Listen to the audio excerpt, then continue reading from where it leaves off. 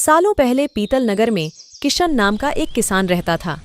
वह गांव के एक जमींदार के खेत पर काम करके किसी तरह अपना घर चला रहा था। पहले किशन के भी खेत थे, लेकिन उसके पिता के बीमार होने के कारण उसे अपने सारे खेत बेचने पड़े। मजदूरी में मिलने वाले पैसों से पिता का इलाज कराना और घर का खर्च चलाना मुश्किल हो रहा था। वो हर दिन सोचता कि कैसे घर की स्थिति को बेहतर किया जाए। आज भी इसी सोच के साथ किशन सुबह सुबह जमींदार के खेत पर काम करने के लिए निकला। खुदाई करते समय उसकी कुदाल किसी धातु से टकराई और तेज आवाज हुई। किशन के मन में शंका हुई कि आखिर ऐसा क्या है यहाँ। उसने तुरंत उस हिस्से को खोदा तो वहां से एक बड़ा सा पतीला निकला। पतीला देखकर किशन दुखी हो गया। किशन के मन में हुआ कि ये जेवरात होते तो मेरे घर की हालत थोड़ी सुधर जाती। फिर किशन ने सोचा कि चलो अब खाना ही खा लेता हूँ। किशन ने खाना खाने के लिए अपने हाथ की कुदाल उस पतीले में फेंक दी और हाथ मुंह धोकर खाना खाने लगा। खाना खत्म करने के बाद किशन अपनी कुदाल उठाने के लिए उस पतीले के पास पहुंचा। वहां पहुंचते ही किशन हैरान हो गया। उस पतीले के अंदर एक नहीं बल्कि बहुत सारे कुदाल थे।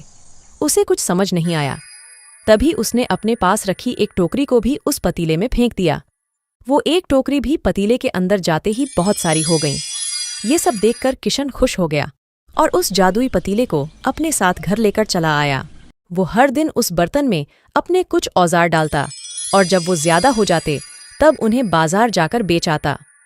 ऐसा करते करते किशन के घर की हालत सुधरने लगी। उसने इस तरह से बहुत पैसा कमाया और अपने पिता का इलाज भी करवा लिया। एक दिन किशन ने कुछ गहने खरीदे और उन्हें भी पतीले में डाल दिया। वो गहने भी बहुत सारे बन गए। इस तरह धीरे धीरे किशन अमीर होने लगा और उसने जमींदार के यहाँ मजदूरी करना भी छोड़ दिया। किशन को अमीर होते देख जमींदार मोहन को किशन पर शक हुआ। वो सीधे किशन के घर पहुंचा। वहां जाकर उसे जादुई पतीले के बारे में पता चला। उसने किशन से पूछा, तुमने यह पतीला कब और किसके घर से चुराया? डरी हुई आवाज में किशन बोला, साहब, ये पतीला मुझे खेत में खुदाई के समय मिला था। मैंने किसी के घर चोरी नहीं की है। खेत में खुदाई की बात सुनते ही जमींदार ने कहा, यह पतीला जब मेरे खेत से मिला तो यह मेरा हुआ। किशन ने जादुई पतीला ना लेकर जाने की बहुत मिन्नतें की, लेकिन जमींदार मोहन ने उसकी एक नहीं सुनी। वो जबरदस्ती अपने साथ वो जादुई पतीला लेकर चला गया। जमींदार ने भी किशन की ही तरह उसमें सामान डालकर उन्हें बढ़ाना शुरू किया। एक दिन जमींदार ने अपने घर में मौजूद सारे गहने एक एक करके उस पतीले में डाल दिए और रातों रात बहुत अमीर हो गया। एकदम से जमींदार के अमीर होने की खबर पीतल नगर के राजा तक पहुंच गई। पता लगाने पर राजा को भी जादुई पतीले की जानकारी मिली। फिर क्या था, राजा ने तुरंत अपने लोगों को भेजकर जमींदार के यहाँ से वो पतीला राजमहल मंगवा लिया। राजमहल में उस जादुई पतीले के पहुंचते ही राजा ने अपने आसपास मौजूद सामान को उसमें डालना शुरू कर दिया।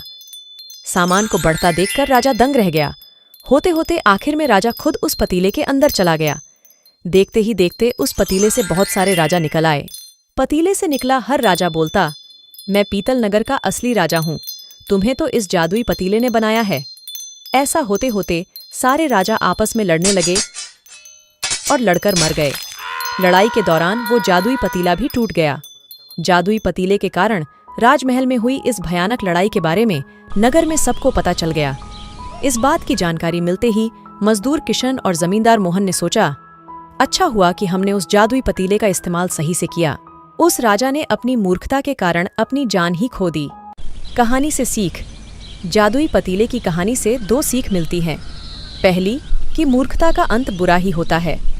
दूसरी यह कि हर सामान का इस्तेमाल संभलकर करना चाहिए। अति हानिकारक हो सकती है